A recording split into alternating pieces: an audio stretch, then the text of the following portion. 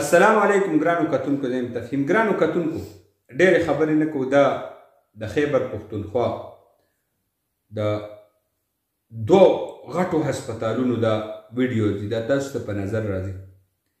جی قاضي حسین احمد میډیکل کمپلیکس د نوخار هغه هسپتال دی چې د خیبر پښتونخوا په تدریسي هسپتالونو کې غټ هسپتال، میډیکل کالج او زرګونه ډاکټران، اربونه روپۍ، دومره لوی سهولیات،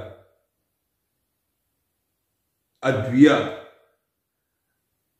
یو لویه کارخانه ده.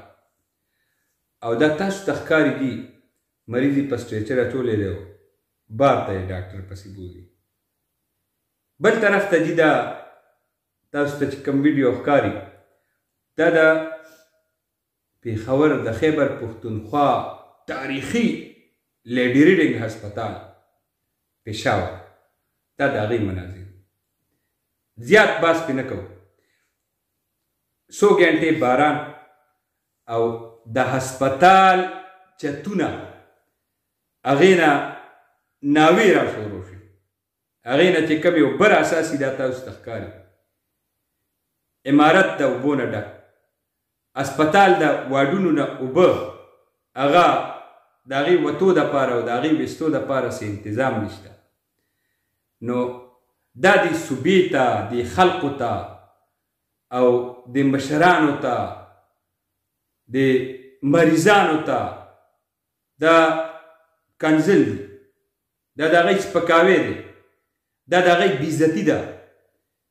اربونه روپۍ ته په صحت کارډو، په ټیکو باندې، په کلاس 4 ملازمینو، په جیلي اډرونو باندې، په جیلي پوسټنګ ټرانسفر باندې، په جیلي کارونو باندې په هغې ورکې اربونه روپۍ په دې شیزونو باندې لګي. او هسپتال کې دا صورتحال دی.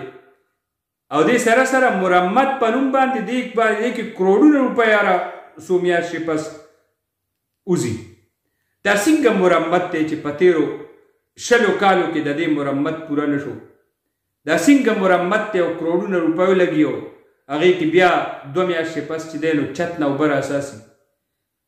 نو دا د شرم خبره نه ده د مشرانو له، دا د سیاستدانانو له، د سیول سوسایټۍ له، د ناظمانو له، او څومره چې سیاسي جمهور دی نو هغې کې د تپوس کولو جرأت نشته.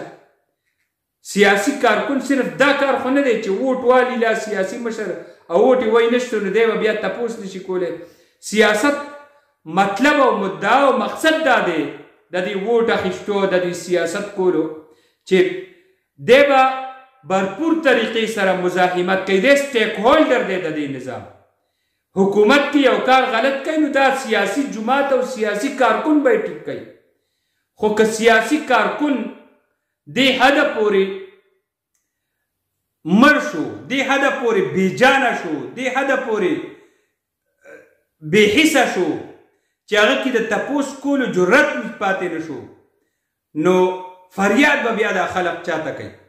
بیا یو صورتحال پاتې دی چې عام طور باندې مونږ چې خبره کوو چې سیول سوسایټي، عوام سیول سوسایټۍ په صورت کې به دا نوجوان دا بیا راپاسي او د دې چې کوم نتیجه دا به دا راوځي چې د سیاسي چې کوم جمهور دی، دا کوم انسټیټیوټ دی، دا کوم سیاسي چې کوم کارکنان دي، دا کوم سیاسي سټیک هولډر دي، د دې نظام چلولو والا چې کومې پارټیانې دي، نو دی نه به بیا د دې خلقو هغه اعتماد مکمل ختم شي. زه بیا وایم چې دا صرف د حکومت کار نه دی، دا زما د دې سیاسي لیډرشپ دا د هغې ذمهواري ده. د دې سیاسي لیډرشپ ذمهواري ده چې دی د دې نظام، د دې هسپتال، د صحت، د دې سیستم بطور سټیک هولډر د دې تپوس وکړي. دی د دې امن و امان صورتحال هم تپوس وکړي. د دې سیاسي لیډر، د دې سیاسي جماعت، د دې سیاسي کارکن فرض دي چې د دوابډي د بجلی د غیر اعلانیه لوډ شیډینګ د دې د تپوس وکړي. د دې سیاسي کارکن فرض دي او د ده ذمواري ده چې که ګټلې ده او که بیللې ده دی به مزاحمت کوي، دی به د ګیس غیر اعلانیه لوډ شیډینګ د دې د کمی د دې چې کوم بدترین دا سیستم نظام دی، دا بدبودار سیستم دی، د دې تپوس به کوي دا سیاسي کارکن، د دې خلاف به دی مزاحمت کوي. او که دا دی مزاحمت نه کوي نو مونږ بیا ویلو کې حق بجانب یو چې زما سیاسي کارکن هغه بې حسه شو او مایوسه شو، لا هغه کې هغه وس پاتې نه شو، هغه کې هغه سټمنا هغه قوت پاتې نه شو چې هغه د دې اشرافیه او د دې تپوس وکړي. لا به مونږ په دویم صورت کې دا وایو چې زما دا ټول سیاسي کارکنان دې ټایم کې د دوی چې کومه اجتماعي چې کوم مدعا او مفاد هغه همدغه دی چې په څه طریقې سره خپل ځان له کار وکړو، ځان ځای کړو، ټیکه والو، مفاد والو، کسب برتی کو، سیستم کې ځان ځای کړو. او د دغې وجې نه زما دا سیاسي کارکن هغه خاموش دی.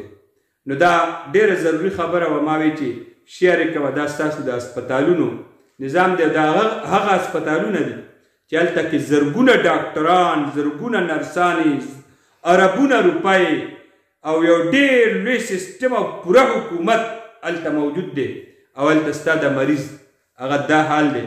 نو زه به بیا ووایم چې دا دې مریضانو ته کنځل او د دوی بېعزتي ده.